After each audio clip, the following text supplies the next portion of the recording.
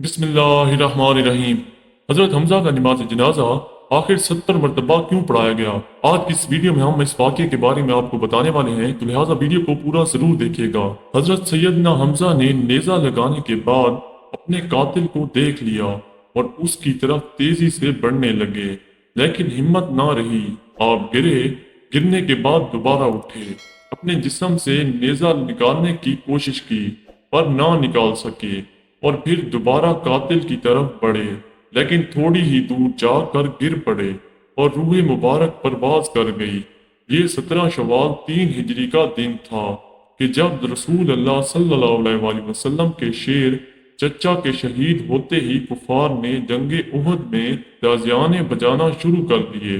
हिंदा बिन अतबा जोजा अबू सुफियान आपके जस्ते मुबारक के पास आई और आपके जिस्म की बेहुरमती की, जिसे मसला करना कहा जाता है। आपके नाक और कान काट हिंदा ने अपने गले में हार बनाकर डाल लिया और आपका पेट चाक करके जिगर और कलेजा निकाल लिया। जिगर को हिंदा ने चबाना शुरू किया और खुशी से झूमते हुए ये अशार पढ़ने लगी, हमने तुमसे यौम बदर का बदला ले लिया है और एक जंग के बाद दूसरी जंग के शोले तो भड़कते ही हैं। मुझे अपने बाप अतबा के कत्ल पर और अपने भाई वलीद और चचा शेबा और बेटे बकर की जुदाई पर सब्र और चैन नहीं आता था। आज मेरा दिल मुतमईन हो गया है और मैंने अपनी मानी हुई नजर पूरी कर ली है। ए वैशी, तूने मेरे सीने का गम दूर कर दिया है और मेरे दुखों का मदावा मुहैया कर दिया है। वैशी के एहसान का शुक्र सारी उम्र के लिए मेरे ऊपर वाजिब हो गया है, जो मैं हमेशा अदा करती रहूंगी, यहाँ तक कि मेरी हड्डियां कब्र में गल सड़ जाएं। नाजरीन ग्रामी, बुग़्ज़, कीना और हसद से भरी ये एक बदतरीन मिसाल थी, जो आज से पहले कभी अरबों की जंगों में ना देखी गई थी। जंग खत्म हुई तो अन हजरत सल्लल्लाहु अलैहि वसल्लम को बताया गया कि आपके चचा शहीद हो गए हैं। आप तशरीफ लाए तो देखा कि चचा की लाश के टुकड़े मैदान में बिखरे पड़े हैं। आपकी आंखों से आंसू झलक पड़े। गमों के आंसू की ऐसी झड़ी लगी कि तमाम सहाबा भी रोने लग पड़े। आपने अपने चचा के टुकड़े इकट्ठे करने का हुक्म दिया। आपने अपने प्यारे शहीद चचा के जस्ते मुबारक से मुखातिब होकर फरमाया, अल्लाह की रहमत तुम्हारे ऊपर साया फगन हो। तुम रिश्तेदारों का बहुत ख्याल रखते थे और हर कार खैर में सबकत ले जाते थे। अगर मुझे सुफिया के गमो रंज का ख्याल ना होता तो मैं तुम्हारे जिस्म के टुकड़े यूं ही मैदान में छोड़ देता, ताकि उन्हें दरिंदे और परिंदे खा जाएं और तुम क़यामत के दिन इन्हीं के पेट से उठाए जाओ। खुदा की कसम, मैं तुम्हारे बदले में कुफार के 70 आदमियों का मसला करूंगा। अंदाजा कीजिए कि कैसा बड़ा गम होगा। जो रहमतुल आलमीन हैं, वो कसम खा रहे हैं कि कुफार के 70 आदमियों की लाशों का हाल बिल्कुल ऐसा ही करेंगे जैसा उन्होंने हजरत हमजा की लाश का किया। नबी करीम सल्लल्लाहु अलैहि वसल्लम के इस इरादे पर अल्लाह पाक ने वही नाज़िल फरमाई, और अगर तुम सजा दो तो वैसी ही सजा दो जैसी तुम्हें अजियत पहुंचाई गई, और अगर तुम सब्र करो तो बिलाशुबा सब्र करने वालों के लिए सब्र ही अच्छा है, और तुम सब्र करो और तुम्हारा सब्र करना खास अल्लाह ही की तौफीक से है। इमाम इब्ने कसीर और इमाम कुर्तुबा अपनी तफसीरों में लिखते हैं कि इस आयत के नजूल के बाद हजूर अकरम सल्लल्लाहु अलैहि वसल्लम ने अपना ये इरादा तर्क फरमा दिया और फिर कसम का कुफारा अदा फरमाया। यही नहीं बल्कि आप सल्लल्लाहु अलैहि वसल्लम ने अपने सहाबा कराम को सख्ती से इस बात से मना कर दिया कि लाश के टुकड़े करने हरगिज हरगिज जायज नहीं है। यहाँ तक कि किसी कुत्ते की लाश के टुकड़े करने भी जायज नहीं है। आप सल्लल्लाहु अलैहि वसल्लम का दिल बहुत ही गमज़दा था। इस मौका पर अल्लाह ताला ने आप सल्लल्लाहु अलैहि वसल्लम को हिम्मत और हौसला दिया था। आप सल्लल्लाहु अलैहि वसल्लम ने फरमाया कि मुझे हजरत जिब्राईल अलैहिस्सलाम ने खुशखबरी सुनाई है कि हजरत हमजा बिन अब्दुल मुत्तलिब को सातों आसमानों पर जन्नतुल फिरदौस में अल्लाह ताला और उसके रसूल सल्लल्लाहु अलैहि वसल्लम का शेर लिख दिया गया है। हजरत हमजा रज़ियल्लाहु ताला अन्हो की बहन हजरत सुफिया रज़ियल्लाहु ताला अन्हो ने जब जंग की खबर सुनी तो वो मदीने से जंग उहद के मकाम की तरफ रवाना हुई। तो हजरत मोहम्मद सल्लल्लाहु अलैहि वसल्लम ने अपनी फुप्पी के बेटे हजरत जुबैर को हुक्म दिया कि फुप्पी को जंग के मैदान से दूर ही रहने दें और उनको मदीना वापस ले चलें। जब वो अपने भाई हजरत हमजा की लाश को देखेंगी तो उनसे बर्दाश्त नहीं होगा। جب انہوں نے ان کے بیٹے نے کہا تو حضرت صفیہ رضی اللہ تعالیٰ عنہ نے فرمایا کہ میں بھائی کے شہید ہونے کی خبر سن چکی ہوں، میں جانتی ہوں کہ اللہ تعالیٰ کے ہاں یہ قربانی بہت ہی مقبول ہوئی ہے، میں جاہلیت کے طور طریقوں سے خوب واقف ہوں، میں مشرکین کی طرح دین ڈال کر نہیں روں گی۔ حضرت محمد صلی اللہ علیہ وسلم نے ان کو جنگ احد کے میدان میں آنے کی اجازت دے دی۔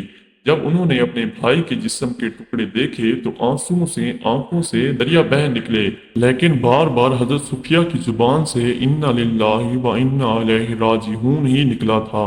اس کے بعد حضرت صفیہ نے اپنے دونوں ہاتھوں کو بلند کرتے ہوئے دعا کی، اے اللہ تعالیٰ، یہ قربانی تیری راہ پر دی گئی ہے، تو ہی اس کو قبول کرنے والا ہے۔ اس کے بعد حضرت محمد صلی اللہ علیہ وسلم نے اپنی پھپھی کو حکم دیا کہ پھپھی جان آپ مدینے میں ہی واپس چلی جائیں۔ حضرت صفیہ رضی اللہ تعالیٰ عنہ وہ مدینے میں ہی واپس آ گئی تھی۔ حضرت حمزہ رضی اللہ تعالیٰ عنہ کے جسم کے ٹکڑوں کو اکٹھا کر کے کفن پہنا کر جنازے کے لیے رکھ دیا تھا۔ حضرت صفیہ رضی اللہ تعالیٰ عنہ نے اپنے بیٹے زبیر کو میدان احد سے جاتے ہوئے 2 چادریں دیتے ہوئے فرمایا کہ اپنے ماموں کے جسم کو اس میں ڈھانپ لینا۔ حضرت زبیر رضی اللہ تعالیٰ عنہ نے دیکھا کہ ایک انصاری صحابی شہید ہو گئے تھے۔ انہوں نے دیکھا کہ ان کے جسم پر جو لباس تھا وہ اتر گیا تھا۔